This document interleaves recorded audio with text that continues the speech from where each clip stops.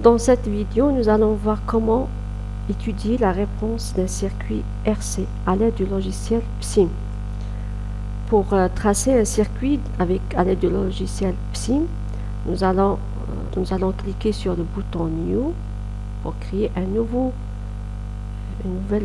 fichier dans lequel nous allons tracer le circuit. Le circuit que nous allons tracer, c'est un circuit simple composé de deux composants, une résistance et un condensateur. Pour tracer un circuit quelconque, on aura besoin d'une bibliothèque de composants qu'on peut trouver soit sur cette barre, soit dans le menu Elements. Nous allons dans les différents menus pour trouver les différents, toute la bibliothèque disponible que contient le logiciel PSIM. Mais dans notre cas, on aura besoin de circuit RC, on aura besoin uniquement d'une résistance et d'un condensateur. Donc on peut se servir uniquement des composants qui sont disponibles dans cette barre.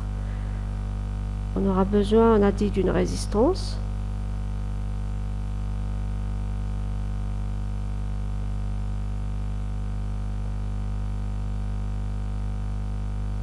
et d'un condensateur.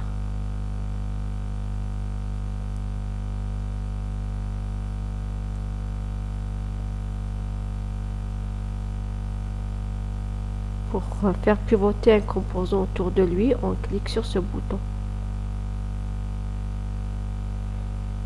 Et on aura besoin aussi d'une source de tension. Ici, il y a les différentes sources possibles. Nous avons une source continue, une source alternative, une source triangulaire et une source carrée. C'est cette source-là que nous allons considérer dans cet exemple. Un signal carré. Maintenant, on va réaliser le circuit. Pour réaliser le circuit, on va relier les différents composants. On va faire réaliser une maille fermée à l'aide de ces trois composants en se servant de ce bouton. Ce bouton, c'est un crayon qui permet de dessiner le fil électrique qui relie les différents composants. On va relier la source à la résistance au condensateur, puis on va fermer le circuit sur la tension d'entrée. Et bien sûr, on aura besoin de relier le circuit à la masse. On aura besoin de la masse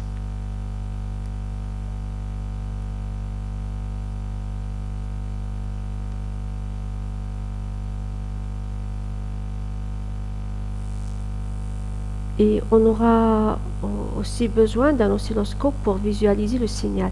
Ici, il y a deux différents types d'oscilloscopes. Il y a l'oscilloscope à une seule entrée. Il y a un à deux entrées. On va choisir celui-là car il nous permettra de voir les deux signaux en même temps. Le signal d'entrée que nous allons raccorder au canal A et le signal de sortie que nous allons accorder au canal B.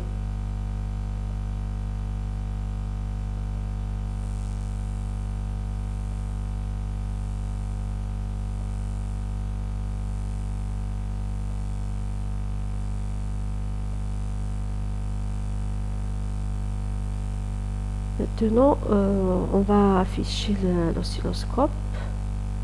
Ici, l'oscilloscope, voilà les deux canaux, canal A et canal B. Et ici, pour changer l'échelle de l'amplitude A et l'échelle de l'amplitude B, et ici, on peut changer l'échelle de la base du temps, millisecondes par division. Nous avons deux couleurs distinctes pour les deux signaux. Maintenant, on va simuler pour voir la réponse.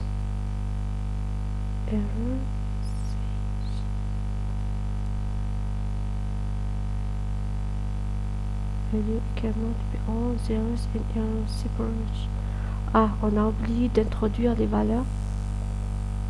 Voilà, ici la capacité c'est 0, elle doit contenir une valeur. On va choisir une capacité de 22 nanofarads.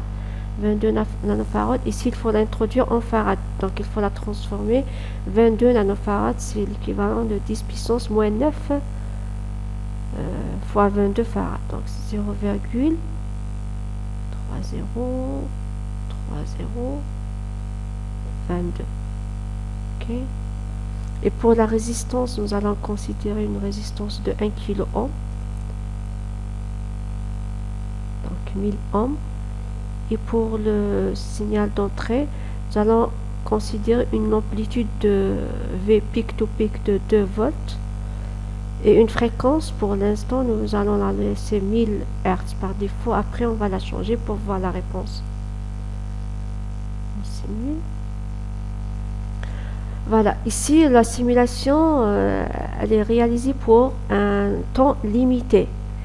Pour illimiter le temps et voir le temps d'analyser le signal, on peut ajouter ici un élément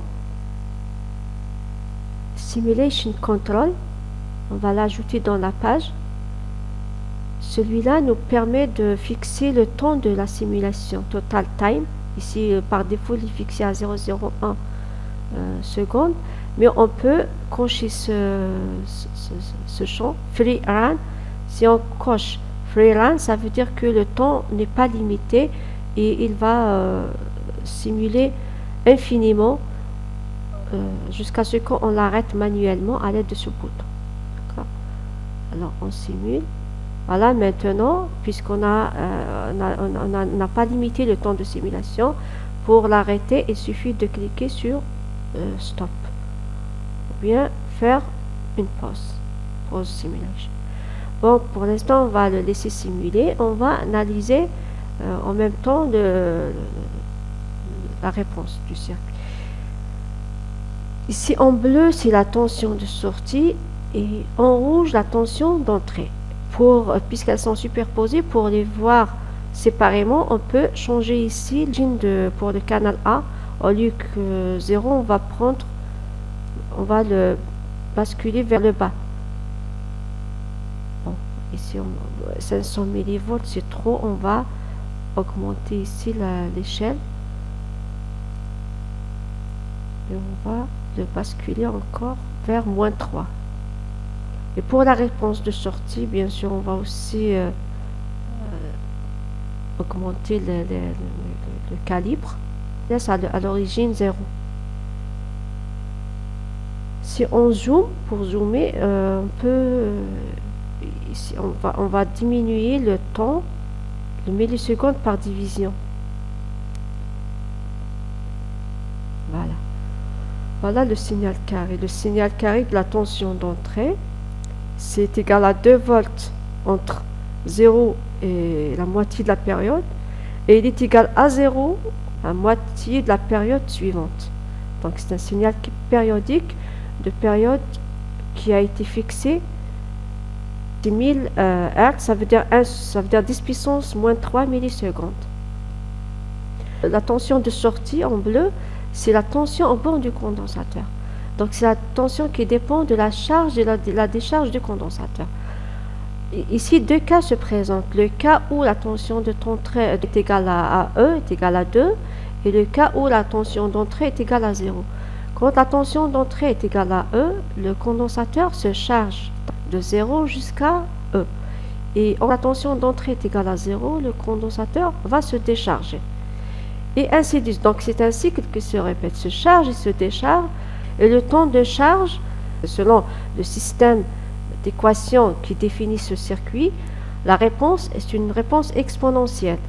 Si nous regardons les équations qui régissent le système, nous avons DUC sur DT plus UC sur RC égale à E, 0 et T sur 2, et DUC sur DT plus UC sur RC égale à 0 pour T entre T sur 2 et T.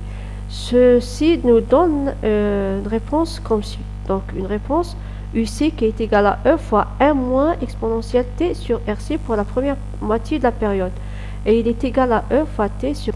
Maintenant, si on analyse un peu la réponse, le temps, on a dit le temps de charge, c'est à peu près... si on étudie la réponse exponentielle d'un signal, le temps de montée de la tension jusqu'à en maximal, c'est 5 fois tau.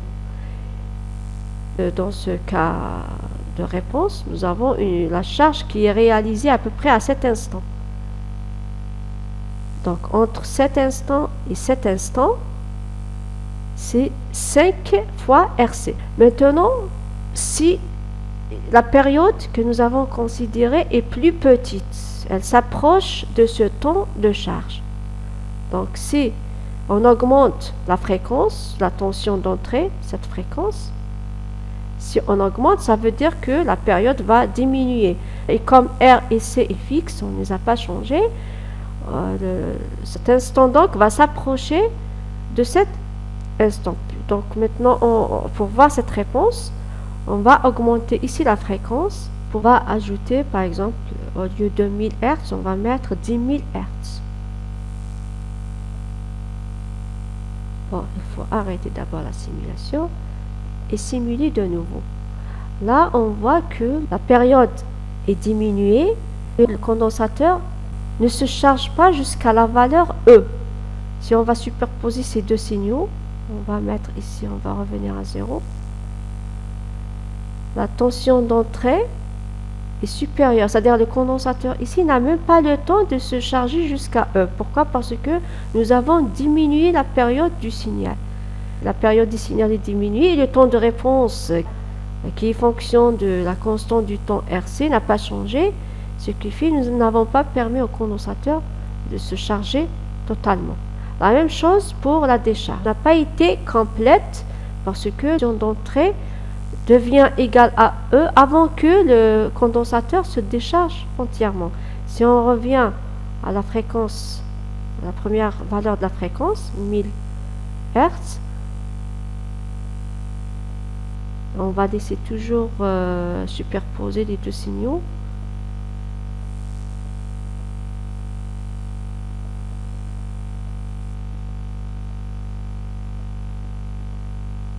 Il a eu le temps de se charger jusqu'à la valeur E. Donc il y a trois différents régimes de la charge et décharge du condensateur.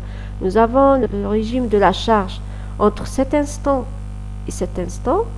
Après, entre cet instant et cet instant, il y a un régime permanent.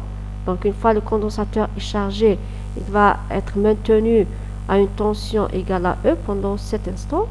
Et puis, il y aura la décharge de ce condensateur entre ce point et ce point. Donc, en quelque sorte, trois différents régimes se présentent quand la fréquence est petite, c'est-à-dire quand la période est assez importante par rapport à la constante du temps. Nous avons trois régimes, le régime de charge, le régime permanent et le régime de décharge du condensateur. Voilà, donc nous avons vu un exemple d'une réponse temporelle d'un circuit RC que nous avons analysé à l'aide du logiciel PSIM.